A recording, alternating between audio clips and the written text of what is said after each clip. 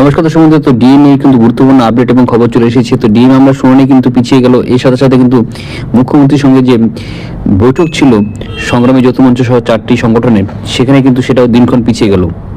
তো 30শে মে সেই মিটিং হওয়ার কথা ছিল, কিন্তু সেটাকে পিছিয়ে 1 জুন করা হয়েছে। আপনারা কিন্তু অনস্ক্রিনে বিষয়টি স্পষ্টভাবে দেখতে পাচ্ছেন।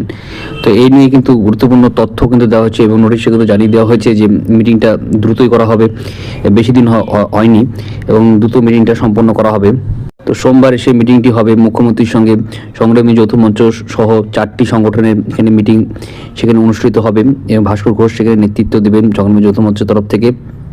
ওই দিন বিকেল 5টায় নবান্নে বৈঠক হবে বলে ইতিমধ্যে সপ্তম পে কমিশনের কথাও কিন্তু সেখানে ঘোষণা করা হচ্ছে রাজ্য সরকার। তবে ডিএ নিয়ে প্রথম ক্যাবিনেটের বৈঠকে আলোচনা করা হয়নি। পরবর্তী ক্যাবিনেটে বৈঠকে আলোচনা হবে বলে আশ্বস্ত করলে মন্ত্রী অগ্নিমিত্র পাল। সুপ্রিম কোর্টে ডিএ মামলা নিয়ে নির্দেশে অবিলম্বে বকেয়া ডিএ 25% মিটিয়ে দিতে হবে রাজ্যকে, এটা কিন্তু নির্দেশ দেওয়া হয়েছে। বাকি 75% ডিএ কিন্তু কত কিস্তিতে দেওয়া হবে তা ঠিক করতে 4 সদস্যের একটি কমিটি গঠনের কথাও বলা হয়েছে শীর্ষ আদালতের তরফে। তা সত্ত্বেও কিন্তু বকেয়া ডিএ 25% এখনও কিন্তু মিটিয়ে দেওয়া হয়নি। রাজ্য সরকারের পালাবদল হওয়ার পরেও কিন্তু এখনও সেই যে জলটি গড়ায় সুপ্রিম কোর্টে সেই কেসে, তারপরেও কিন্তু সেই সমাধান কিন্তু এখনও হয়নি।